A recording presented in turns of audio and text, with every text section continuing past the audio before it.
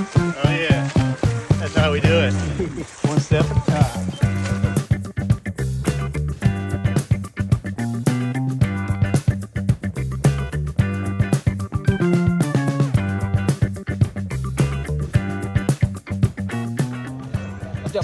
Tango 2024. This is the 10th year that this ride has been going on.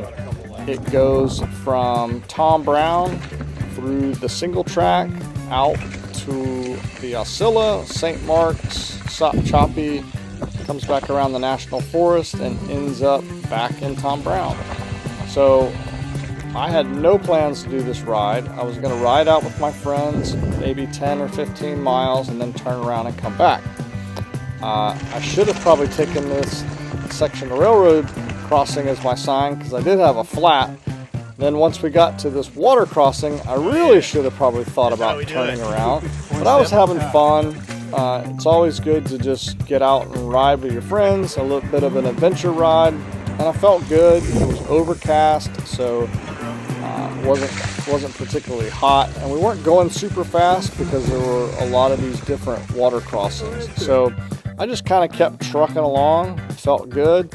I only brought a couple of gels and a beef jerky stick, and I think at some point I just kind of figured that, well, I can turn around. It's going to be about 30 miles total. It'll take me 15 miles to get back, but I really didn't want to do the water crossings by myself, and I wasn't familiar with some of the areas that we went through, so I kept going.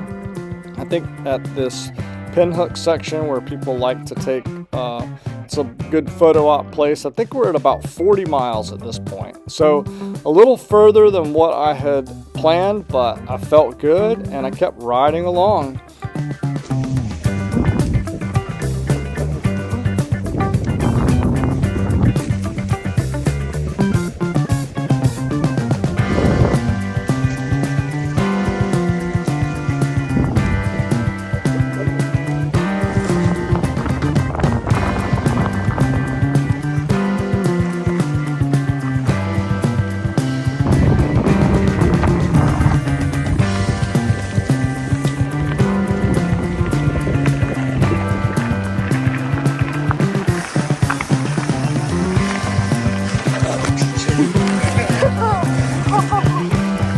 All for the shot, baby.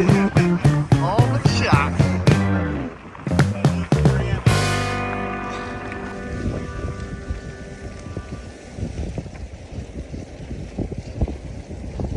Really enjoyed this ride through the St. Mark's levees.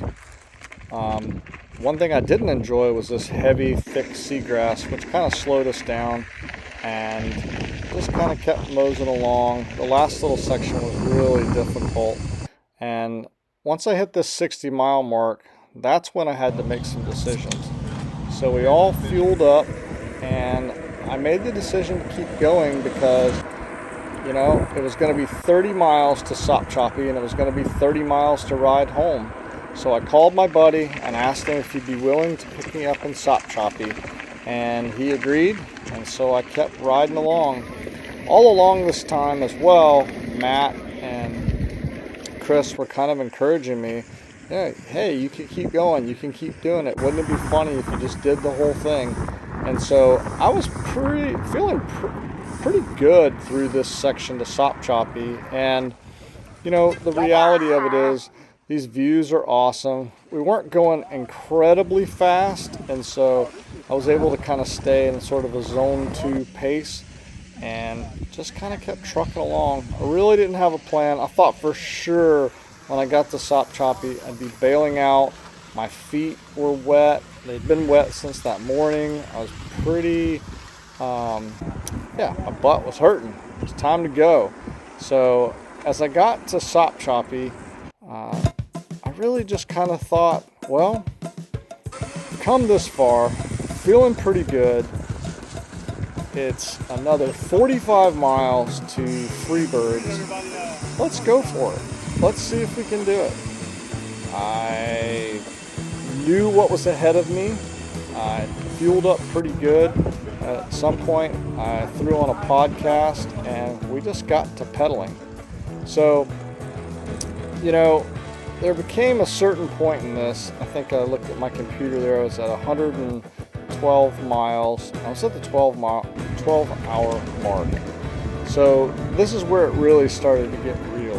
I had been on the bike for over 12 hours at this point, unplanned.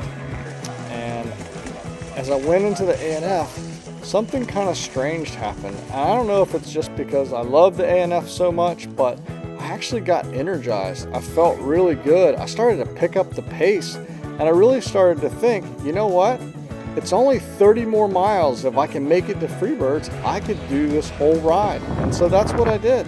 I just kept going. I appreciate the guys encouraging me so much. And as we came across Cascade and we went back to the finish, it was sort of surreal. Yes, I was tired. I was worn out. But I had actually completed Tally Tango unprepared, unplanned, and I will say, if it hadn't have been for Chris just being able to stick on his wheel and the encouragement of Matt, I never would have been able to do this. And I think in some ways, maybe the not planning helped me psychologically, because I think if I would have been planning this, I probably would have backed out at some point or had a lot of anxiety. But there you have it. What a great ride. I appreciate you letting me tell this story. I'm not sure if I'll ever do the Tally Tango again. I definitely don't think I'll do it unprepared, but yeah, I'm glad I did it.